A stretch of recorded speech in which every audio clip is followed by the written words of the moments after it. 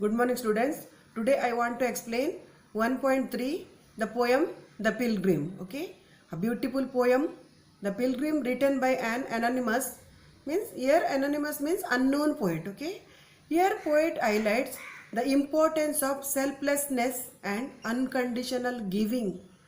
The poem advises us to be human and being human. Okay, to be human and being human. It talks about leaving behind a legacy of goodness through our life and work.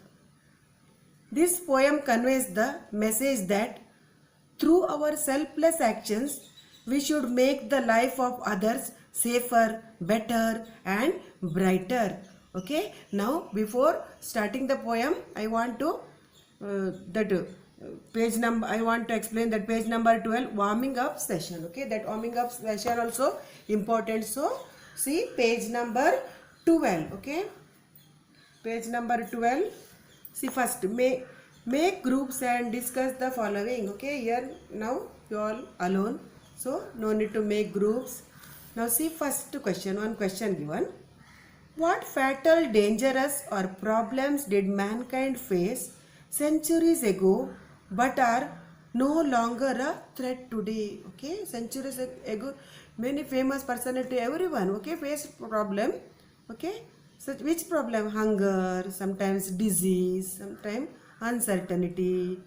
Okay, that uncertainty of weather or climate or natural disasters, that all. Okay, now see next question. Name a few scientists, explorers, social reformers, inventors, discoverers who spent most of their lives to find solutions to some major problems, setbacks that mankind face. Mean actually few scientists, reformers, that all you search from internet. Okay, actually Alexander Fleming, Thomas Edison, Columbus, Wright brothers, Savitribai Phule, Rajaram Mohan Rai, like that. Okay, you collect their information, what problem they faced, you write that.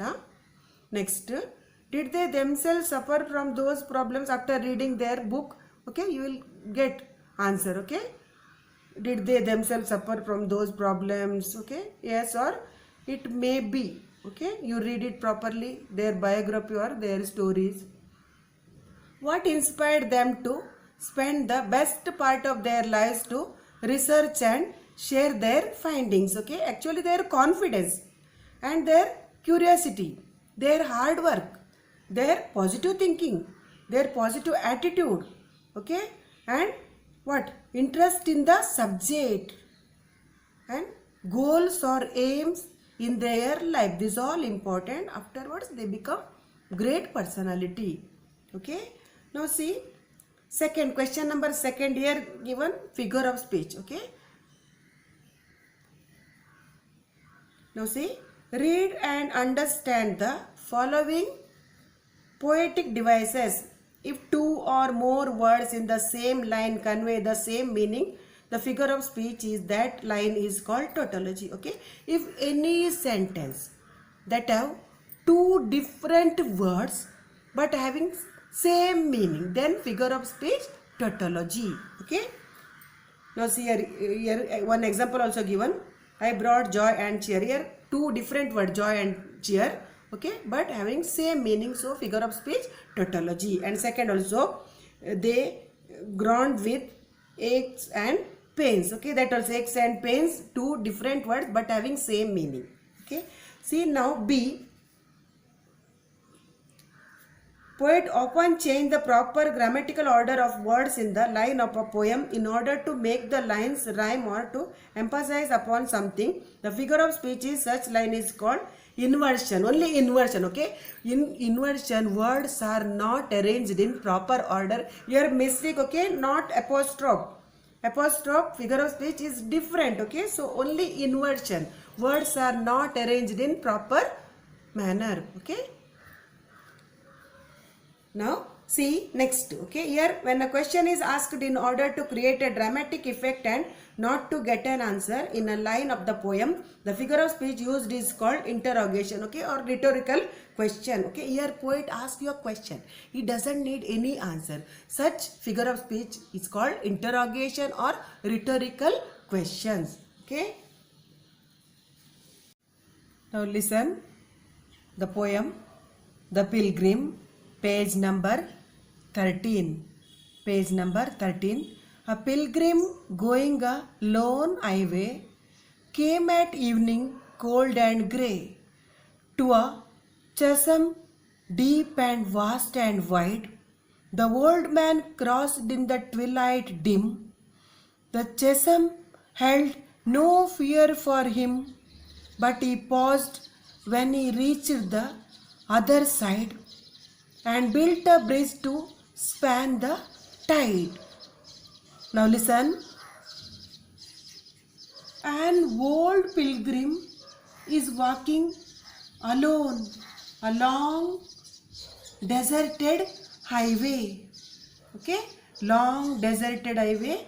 An old pilgrim is walking alone. Okay, here alone means lonely, single, solitary. Okay,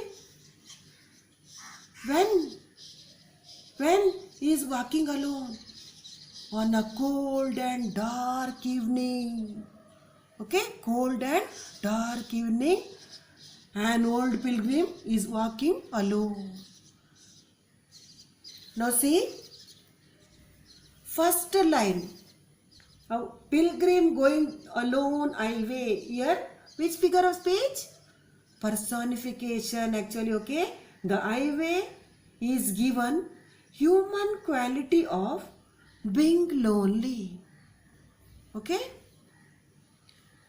and see now third line, to a chasm deep and vast and wide. Now where he reached, old man? Okay, cold and dark evening, he reached where? He reaches a deep. Vast means very big and wide also very big. Okay, chasm means valley.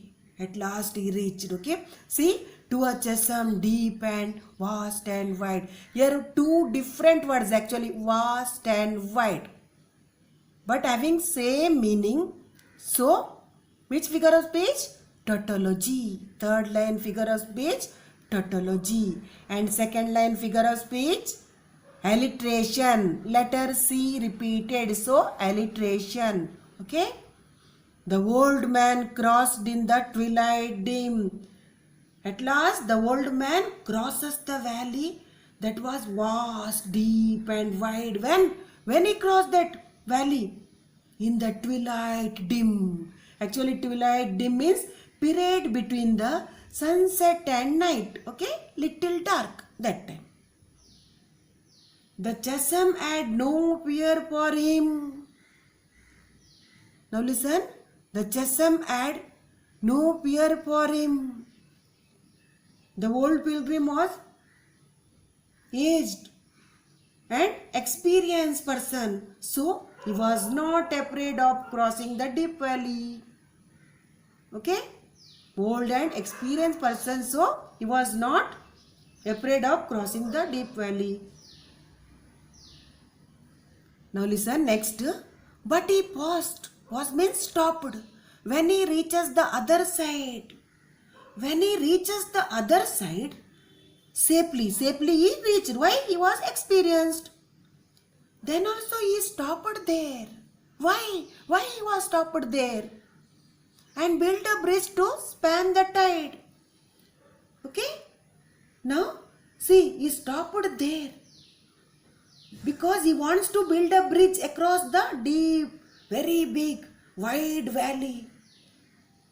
And the flowing water nearby.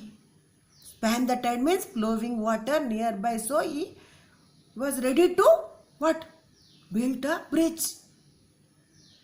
That means he wants to help other pilgrims. That's why he started, built a bridge. Where? Where? near the flowing water nearby. Span the tide means go across the tide. Is that clear? Now listen, first 7 lines here. See, rhyme scheme. AA means way and grey, same sound so, and wide, and one more what? Wide, we will give only B.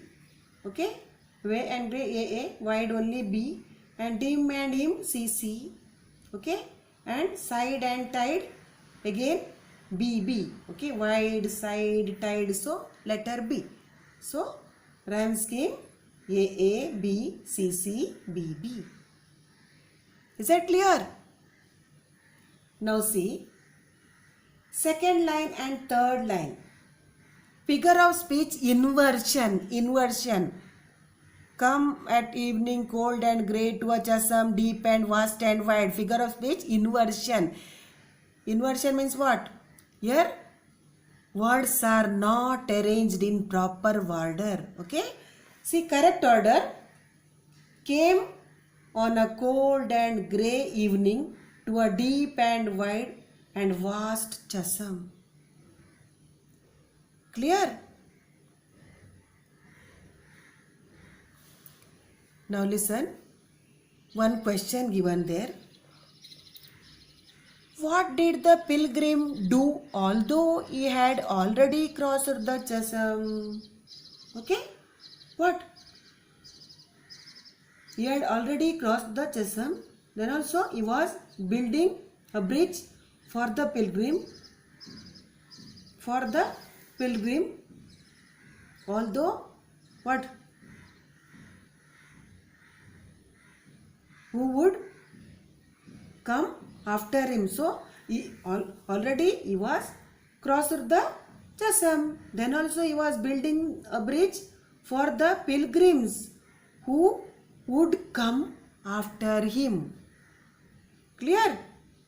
Although he had already crossed the chasm. Then also why he was building a bridge?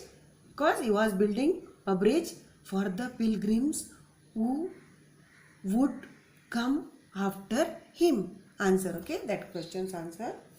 Next, see, old man said a fellow pilgrim near. Fellow pilgrim, one of the follower, other pilgrim nearby, he said, old man. Okay, why waste your time in building here?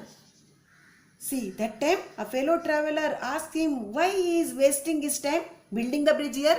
You already crossed, no? You already crossed the bridge. Then why you are building bridge here? Okay. Your journey ends with the close of the day. Your journey ends with the close of the day. Means, old man, your journey is over, no? And you will never pass that way again. You will never pass this way again. Then also, why are you building bridge here? Okay. Who asked? Who? Fellow pilgrim. Okay. You never again will pass this way. Okay. You never pass that way again. You have crossed through the chasm deep and wide. Okay. The fellow pilgrim was puzzled, confused, and asked him again, why you are building a bridge? You had been already crossed that deep, vast and wide valley so late in the evening. Why build here at even tide? A means actually old English you. Okay. He was asking, he had been already crossed that deep, vast and wide valley. Then also why so late in the evening you are building this bridge? Why build here at even tide? Why you are building here at even late at evening? Late. Okay, late in the evening. Here even tide means okay, late evening. You already crossed the bridge. Then also why you are building the bridge late in the evening? Is that clear? Second stanza.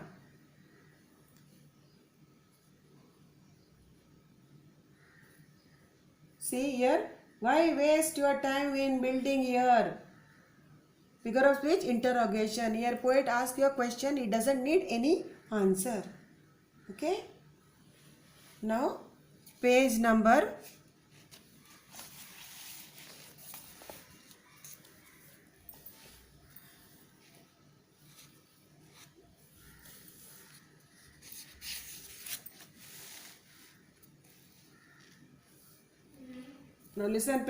13. One more question is there.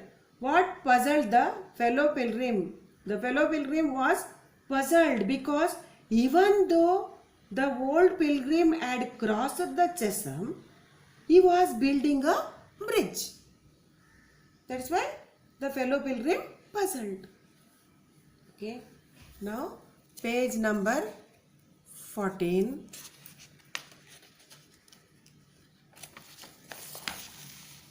Page number 14.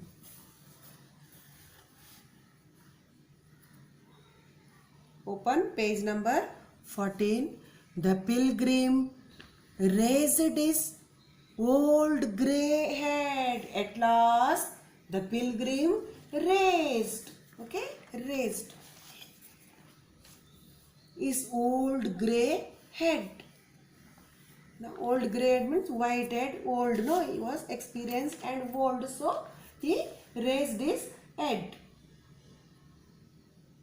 and explains. See, my friend, in the path I have come, he said, there followeth after me today a fair-haired youth who must pass this way, the chasm which held no fears for me. To the fair-haired youth may a pitfall be.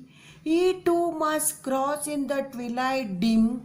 My friend, I am building this bridge for him. Okay?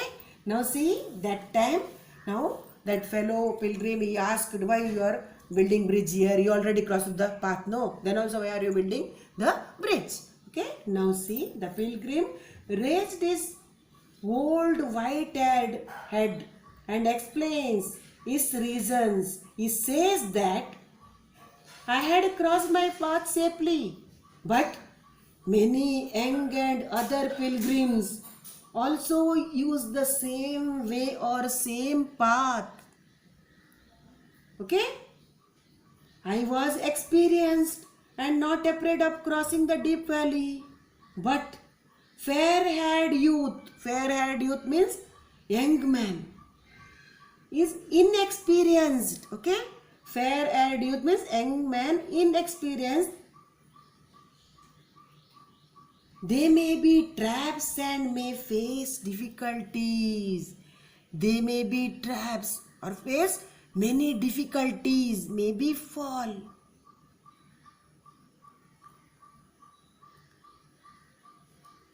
Actually, faint means here, what? Dim means faint, okay, faint. Dim, twilight dim. Pitfall means unsuspected danger or trap.